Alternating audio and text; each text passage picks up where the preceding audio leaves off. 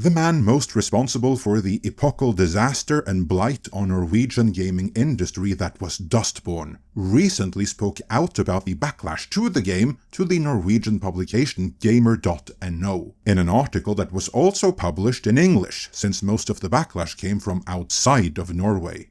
I'm about to go through that article, and having dabbled in the Norwegian gaming scene myself, I will add some additional context to this article which you won't find anywhere else, which will reframe everything he says, thus exposing just how messed up this really is. Let's dive in.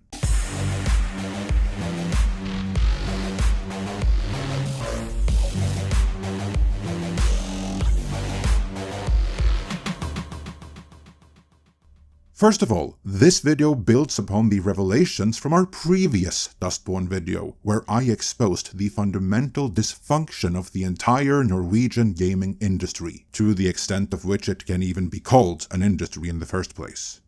I recommend that you watch that video in full, but to give you the most basic of summaries needed to progress with this video, Norway has one major game developer, which would be Funcom, and a single-digit number of other self-sustainable smaller game developers that for the most part are IT companies that also dabble in game development. Beyond that, the rest of the scene is comprised entirely of glorified indies that are 100% dependent on development grants from the Norwegian Film Institute to stay in business, and Red Thread Games, the developer behind Dustborn, is one of them. The Norwegian Film Institute provides development grants which are free gifts that don't need to be repaid. But in order to qualify for these free grants, the game has to get the approval of what the Film Institute considers to be an expert panel. In my opinion, having personally been in the room with one iteration of this expert panel, the only thing this rollating panel are experts in are mirroring the worldview and attitudes of the people running the gaming division of the Norwegian Film Institute. Because the track record of the games that do end up receiving funding is, for the most part, absolutely abysmal. I've seen pitches for games that in my view could have sold millions of copies not measure up to this expert panel's criteria, while many of the ones that do only end up selling in the hundreds upon release. One unintended byproduct of this, again in my view, though I have heard many a Norwegian game developer express the same sentiment, is that the Norwegian game developers don't design games that they necessarily think is going to be a hit with actual gamers, but which is going to win over the panel, and thus get them the funding they need to stay in business for another fiscal quarter. That, then, is the tragedy here, and how the Norwegian Film Institute, however inadvertently, is harming the Norwegian game developer scene. They're essentially welfare for developers, funding the development of games that there oftentimes is little to no commercial demand for, meaning these companies will never get that huge commercial hit which allows them to become a self-sustainable studio. That means that if the Norwegian Film Institute at some point were to decide to stop flushing money down the drain on this, and all that would take is a change in government, then with the exception of Funcom and that handful of others, the entire Norwegian gaming industry would crumble and collapse like a house of cards inside of 3 months. Because they're making games for the Film Institute panel of self-appointed experts only, and not any actual gamers. That is the background you must be aware of before we get into what Ragnar Tørnquist, the man most responsible for the reprehensible Dustborn, has to say. Now that you're up to speed with that background, let's see what he has to say to his defense. A defense I shall dismantle. While the title and byline is slightly different in the original Norwegian version and English translation of the Gamer.no article, the main body is translated exceedingly well, so I'll use the English translation here, but revert to the Norwegian version when there is a notable difference. The article reads, Ragnar Tørnquist is one of the leading figures in the Norwegian game industry. He has worked in game development for nearly 30 years and loves his job. It is his greatest passion. However, the launch of Dustborn, the newest game from Red Thread Games, has forced him to seriously reconsider whether game development is something worth pursuing. Is it worth living this way when you have a family? What you're seeing here is a manipulative sympathy play, trying to guilt you into feeling bad for being mean to him. He's got a family to feed. How dare you criticize him for his shit game? Now, I don't know how much he has in the way of transferable skills, though I'm sure they'd hire him in the game division of the Norwegian Film Institute if it came to that. But I see the risk of him quitting, which would likely mean the end of Red Thread Games and unemployment for anyone working there as near zero. He's not gonna quit, so this is just manipulative. Jumping forward a bit, the article continues. Tørnquist has been through tough situations before. He lives at the secret address and has an unlisted phone number, precisely because he knows how intense fans can be. But nothing could have prepared him for what happened with Dustborn. He won't go into detail about everything he's heard, but Tørnquist claims there has been both harassment and threats. You can easily ignore what's said on forums or on X. Emails feels a little closer to home, but receiving text messages where someone wishes you dead is unsettling, he says. And here I would like to say that in Norway, phone numbers aren't unlisted unless there is a good reason for it. As a rule, all numbers are listed and easily traceable. If someone had sent him threatening messages, even if those messages were themselves sent from another unlisted number, no number in Norway is unlisted for the Norwegian police, yet he doesn't say that the police have been notified. That doesn't mean it didn't happen, of course, but I do find that to be a curious omission. In most Norwegian articles dealing with these kind of threats, it is specified whether or not the threats have been filed with the police. Since that isn't mentioned here, I file this under the no receipts provided category, though obviously no one should make personal threats. So everyone, keep it civil and not personal. Voicing your displeasure about the game itself and not buying it is the only correct course of action. Moving on, and jumping forward a bit more, the article continues. On social media, many are drawing parallels between Red Thread Games' Dustborn and Firewalk Studio shooter Concord. Red Thread's office in Oslo houses 12 people. Firewalk has 165 employees, and Sony, a billion-dollar company, backing it as a publisher. We are a tiny studio, that's why it feels so blown out of proportion when we experience so many attacks and conspiracies. It takes a toll. Red Thread's goal is to create story-driven games that stand out. They aim to make something innovative and fresh. The developer has always made games that are different, often featuring characters that are a bit out of the ordinary. That means many people don't like their games, and Tørnquist is fine with that. They have their niche. Their games aren't for everyone. See, this is why I wanted to press upon you in advance how this game was funded by grants, as are all other Red Thread games, because these are the words of someone that doesn't have to make money. Tørnquist is used to his games not selling, because they're not made for the audience, they're made for the panel of self-proclaimed experts at the Norwegian Film Institute. As stated, there's just 12 people working at Red Thread Games. This is a company that doesn't even have to make that much money to stay in business, and that has development costs covered by taxpayer money. But guess what? They still don't earn any money to speak of. I think that's why he's talking about a niche audience. Now, to be clear, there is nothing wrong with appealing to a niche audience. Quite the contrary, that's what indie developers should do, as long as it's a big enough niche to sustain the company. In this case, though, that niche audience is restricted to the expert panel at the Norwegian Film Institute. Jumping forward some more, the article asks, did you expect debate over some of the more obviously politically correct aspects of the game? Yes, but we were never out to provoke.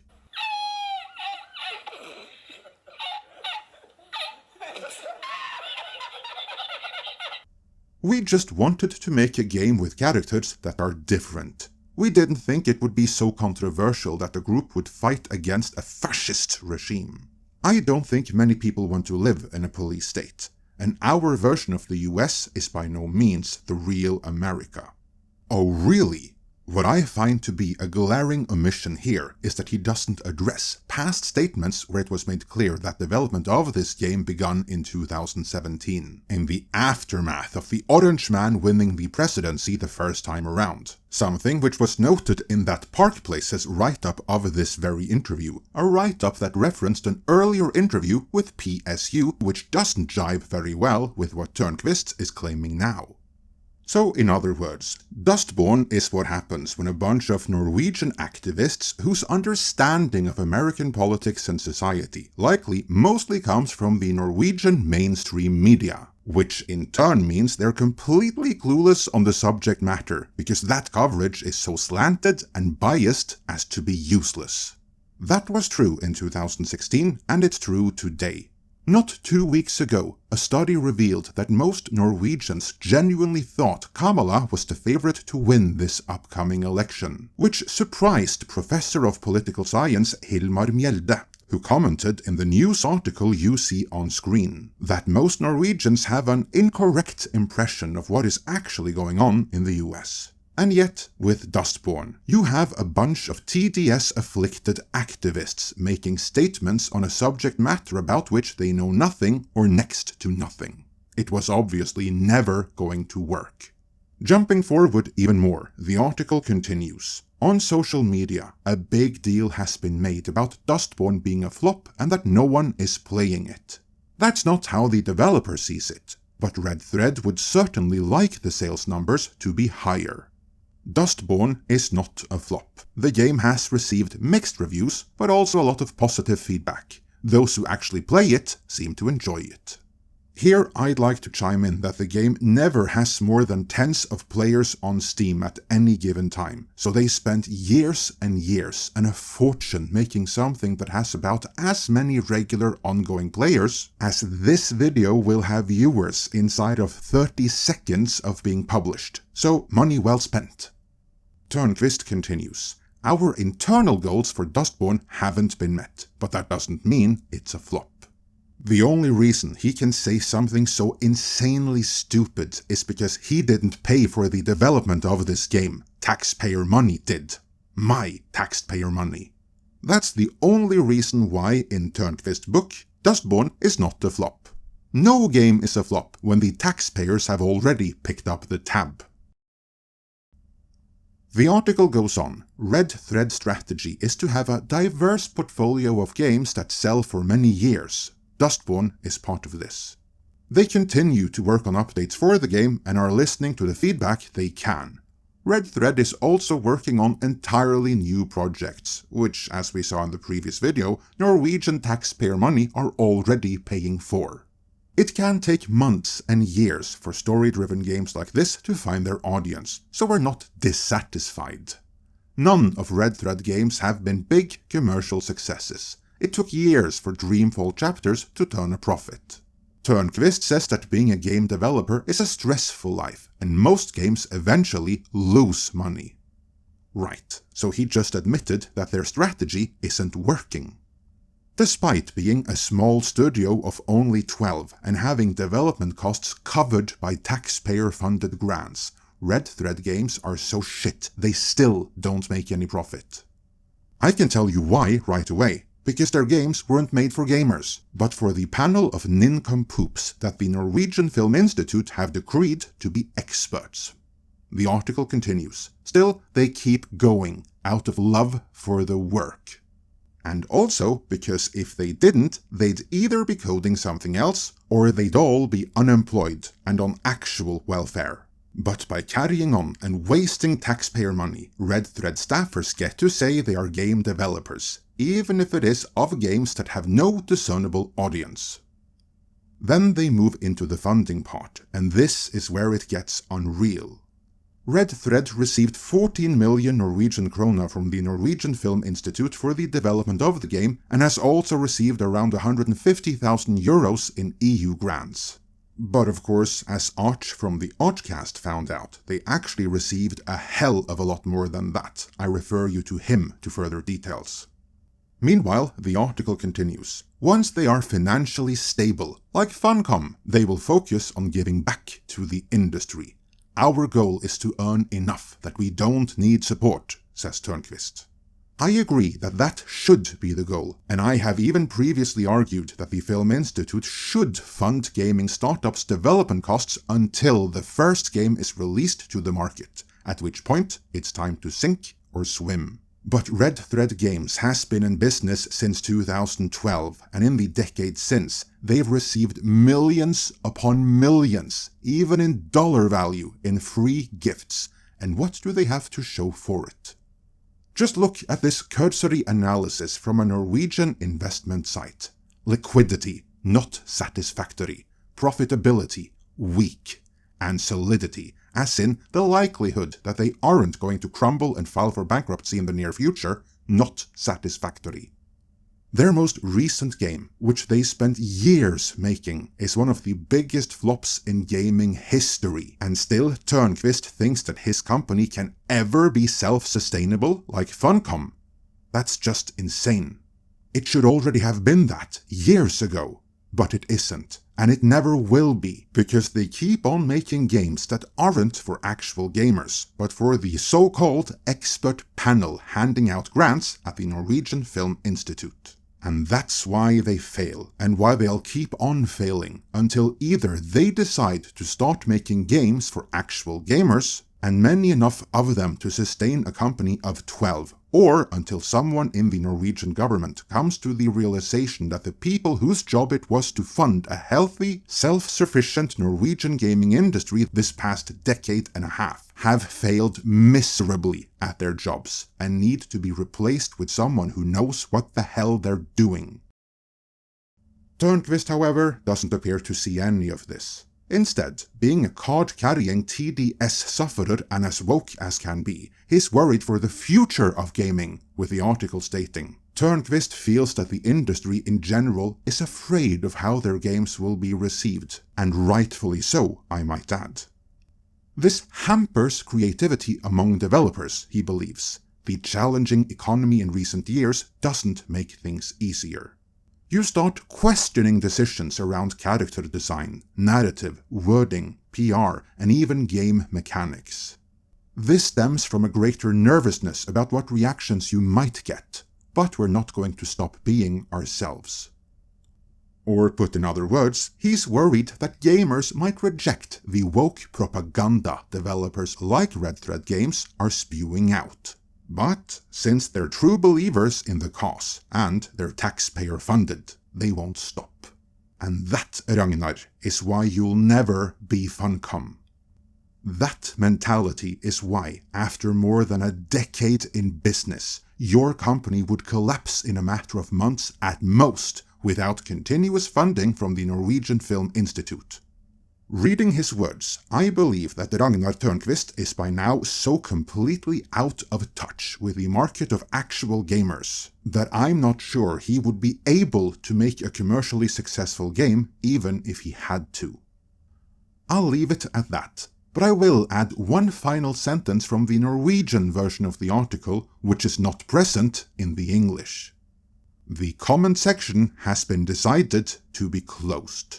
And that would be because the Norwegian readers of this article were, shall we say, not overtly sympathetic to either Red Thread Games, Dustborn, Ragnar Tørnquist himself, or the sorry state of the Norwegian gaming industry in general.